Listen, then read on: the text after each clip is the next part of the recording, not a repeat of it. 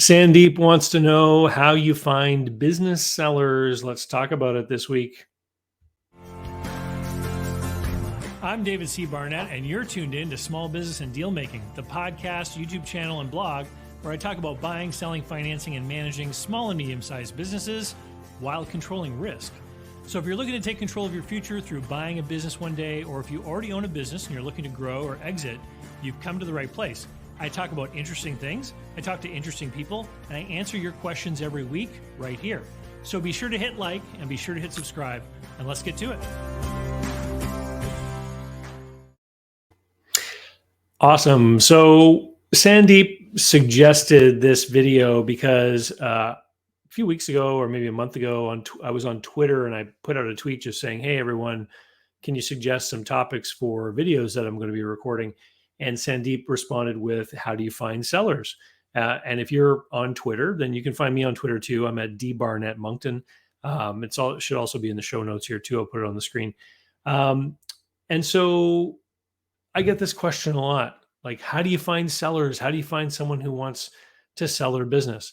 And it kind of highlights the problem with the market for buying and selling businesses, because the market for people buying and selling businesses is a confidential and secret market. Because if it becomes publicly known that a business is for sale, the business can be damaged, right? Customers, suppliers, employees, all kinds of people can have a negative view on the idea that a business is being put up for sale. Whether it's an informed and logical view or not, it can happen. And so people who have a business obviously don't want to impact or harm the business in any way. And so they don't put a for sale sign in front of the business.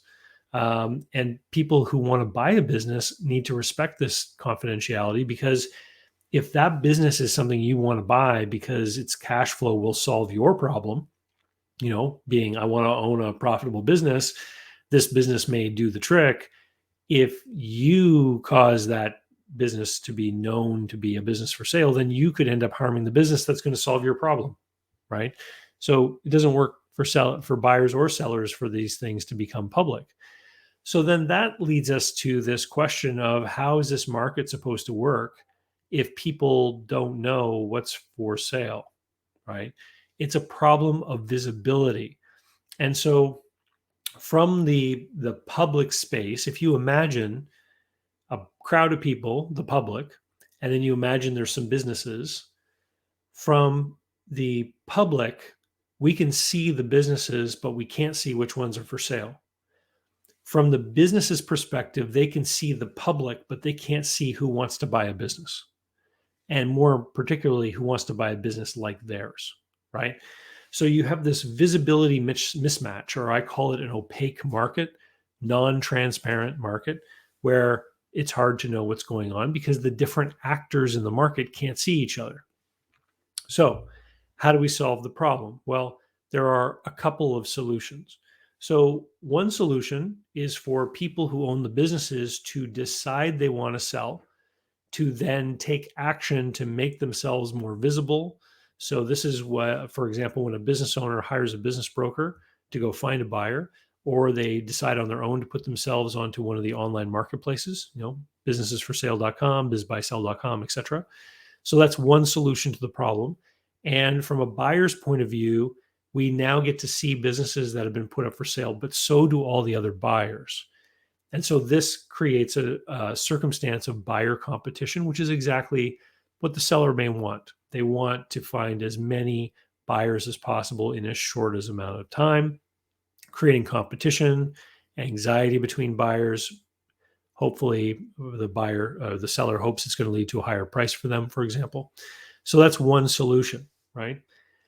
The other solution that is undertaken from the buyer's side is to say, well, if I went and I met all the business owners and developed a relationship with them and talked with them and asked them if they wanted to sell, I could sort out the people who potentially could be sellers from the other businesses without the other buyers finding out, right? And that's the solution that we talk about a lot of the time over my coaching program. So if you go over to businessbuyeradventure.com, Business Buyer Advantage is the online course. Business Buyer Adventure is the group coaching program. A lot of the work that is being done by the members at Business Buyer Adventure is about this problem of finding businesses. Targeting, searching is another term people use, right? So while it's hard potentially to find sellers because sellers are trying to stay secret and they're trying to hide themselves from being publicly known as someone trying to sell their business, finding businesses is very easy. So where do most buyers or searchers fall down is that they don't develop any kind of depth within a certain industry as far as the number of relationships that they develop. So what does this mean? Well, you decide what kind of business you want to own. And once you decide what kind of business you want to own, what industry, size, etc., then you can go and find those businesses. It's very easy to find those businesses, but you haven't found which ones are sellers yet. You've just identified, all the dry cleaners in the city, for example. Then you have to go and create the relationships. So then you have to figure out, how am I going to find out who owns these businesses, and how am I going to have a conversation? Not send 100 emails, not, harass, not blast them with, form letters, like actual conversations. Go out there and meet people, talk to people, present your case, who you are, why you want to buy a business like theirs, why you would be good at running one, and then talk to them. Because here's the thing. If you remember back to when you were younger, maybe in business school, or if you ever taken a marketing class, they talk about the marketing P's: product, place, price, promotion. I forget whether there's supposed to be a fifth one or not, but those 4 P's anyway, for sure. And they describe, how you set up a item in the marketplace. So what is the product? Where is it available? The place, what price, and how do we advertise or promote it? That's the promotion.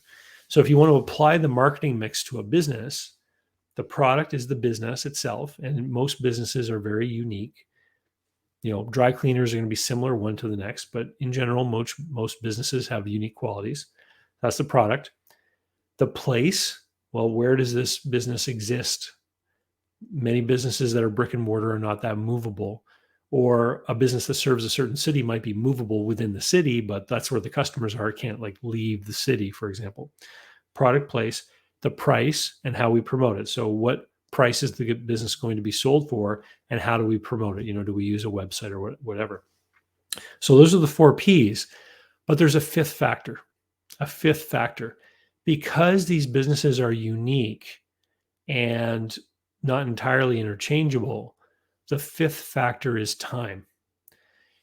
Most small businesses are operated by their owner, right?